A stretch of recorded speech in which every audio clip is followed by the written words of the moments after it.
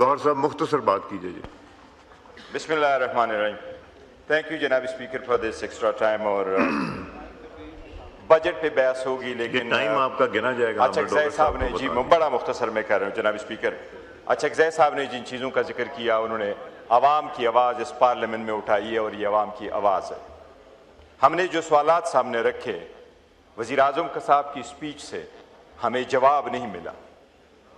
जनाब स्पीकर आप अपनी तकरीर में बात कीजिएगा। आप अगर कोई जो प्राइम मिनिस्टर साहब ने ऑफर किया है अगर उसके हिसाब से बात करना चाह रहे हैं तो प्लीज शॉर्ट कीजिए ताकि अपनी तकरीर में कर दीजिएगा। करना चाहता हूँ, आप प्लीज ना कर दे काइंडली। आपको मालूम है जनाब स्पीकर, आई ऑलवेज, हमें वज़ीर आज़म साहब की स्पीच से जवाब नहीं मिला। ये मुल्क हमारा है, हम इस मुल्क के हैं। इस मुल्क इस धरती पे कभी कोई कंप्रोमाइज नहीं होगा। सबसे पहले पाकिस्तान, ये आवाज हमारा है और हमेशा रहेगा। एक चीज बताएं, मैंने लास्ट टाइम भी कहा था, अल्लाहु अकबर अल्लाहु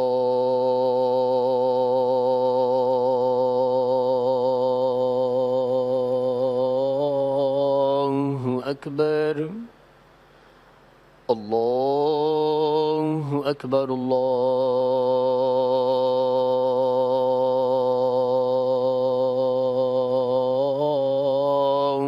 अकबर अशहदु अल्ला इलाहा इल्लल्लाह अशहदु अल्ला इलाहा इल्लल्लाह अशहदु अन्ना मुहम्मद रसूलुल्लाह अशहदु अन्ना मुहम्मद रसूलुल्लाह हय्या अला सलाह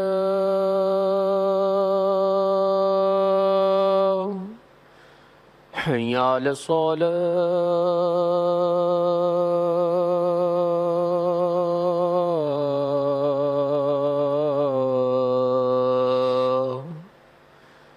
हय्या अलल फलाह हय्या अलल फलाह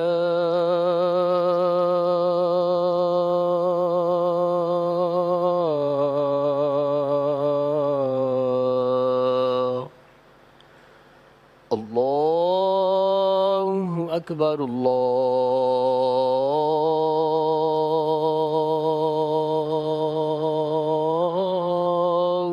अकबर ला इलाहा इल्लल्लाह। जी गौहर साहब जी प्लीज तशरीफ रखें। ऑनरेबल मेंबर बात कर रहे हैं। थैंक यू जनाब। ऑनरेबल मेंबरान से रिक्वेस्ट है तशरीफ रखें जी, जरा तशरीफ रखें प्लीज। जी जनाब स्पीकर, मैं ये पॉइंट आउट करना चाह रहा था कि इसमें कोई दो राय नहीं है, मुल्क हमारा है, फौज हमारी है। जब एक साइड उठ के आप सवाल करें और आपको कहा जाए कि फौज ने ये कुर्बानियां दी है, ये एक उंगली उठाने वाली है इस तरफ कि शायद इस ईवान में बैठने वाले या इस मुल्क में रहने वाले शायद वो फौज में फ़र्क करते हैं। जनाब स्पीकर, इसमें सियासत आड़े आ जाएगी और इंटरनेशनल दुनिया को और हमारे जो सबसे बड़ा आर्च दुश्मन इंडिया है उनको ये मैसेज जाएगा कि हम में कोई तफावत है। ये आवाज़ सबकी एक है, मुल्क हमारा है, फौज हमारी है, इसमें कोई दो राय नहीं है। जनाब स्पीकर, हम हमेशा एक हैं। हम सवाल ये कर रहे हैं, मई 2025 में हम इस मुल्क के साथ रहे, रियासत के साथ रहे, पाकिस्तान के साथ रहे, अपने अफवाज पाकिस्तान के साथ शाना बशाना रहे। उमर अयूब खान साहब यहाँ थे, हामिद रजा साहब इधर थे, जरताज गुल इधर थी, राय हैदर इधर थे, राय हसन नवाज इधर थे, अहमद चट्टा साहब इधर से, दस्ती साहब इधर थे। They are all gone in July. हम सिर्फ ये शिकवा जरूर कर रहे हैं, मैंने कल सुबह आपको कहा कि हम किससे शिकवा करें, रियासत से करें, अदालत से करें, इस ईवान से करें। हम तो ये कह रहे थे ईवान का अवाम का मैंडेट हम लेके आए। जनाब स्पीकर, सियासी इस्तेहकाम होगा तो माशी इस्तेहकाम आएगा, माशी और सियासी इस्तेहकाम होंगे तो दिफाई इस्तेहकाम आएगा।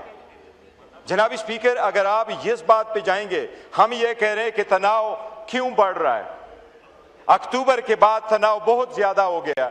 जनाब स्पीकर, एक मकबूल तरीन लीडर को डॉक्टर की इजाज़त नहीं है, बच्चों से बात की इजाज़त नहीं है, बीवी की बच्चों से मुलाकात नहीं है, बहनों की मुलाकात नहीं है, लीडरशिप की मुलाकात नहीं है। हमने हमेशा आवाज़ दी पाकिस्तान सबसे पहले, रियासत सबसे पहले, ये ईवान मजबूत, ये आईन मजबूत, लेकिन जो लीडर जिसने हमें यहाँ भेजा है, जिसने ईवान दिया है, उसको एक्सेस क्यों नहीं है? जवाब दे देना, आज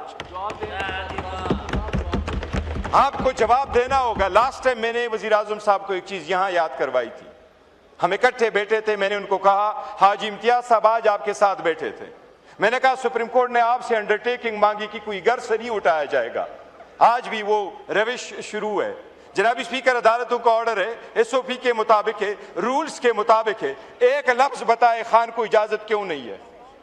अगर खान के पास मिलने की इजाजत नहीं है तो हमारा यहां बैठने का कोई हक नहीं है। लोगों ने सबसे पहले वोट हमें उसके लिए दिया था। जनाब स्पीकर, एक दूसरे को तारीफ क्या करेंगे, आप मेरे और मैं आपका हूं, मुंह में राम राम और बगर में चोरी होती है तो तब जाके आपको में डिस्टर्ब होती है।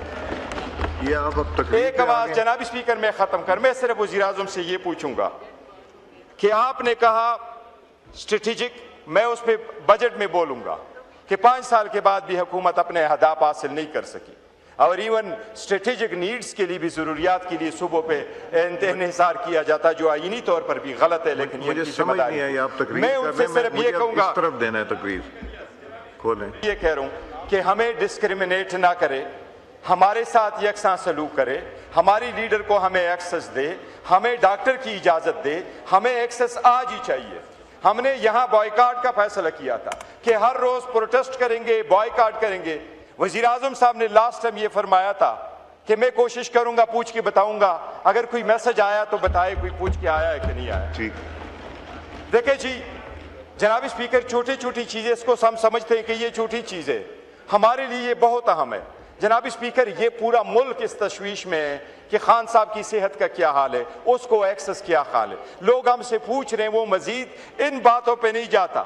हम तो ये चाह रहे थे कि एक मिसाकी जमहूरियत हो जाएगा, जब हमने इतना बड़ा रोल प्ले किया कि पूरी दुनिया के लिए हम मुज़ाकरात कर सकते हैं। सो आपस में कौम को कैसे डिवाइड करें, जब हम हर सूरत में कौम मुल्क के साथ खड़े रहें, लेकिन फिर भी हमें आप दीवार में चुन दे, तो इस दीवार में चुनने से अवाम हमें यह कह रही कि निकल जाओ।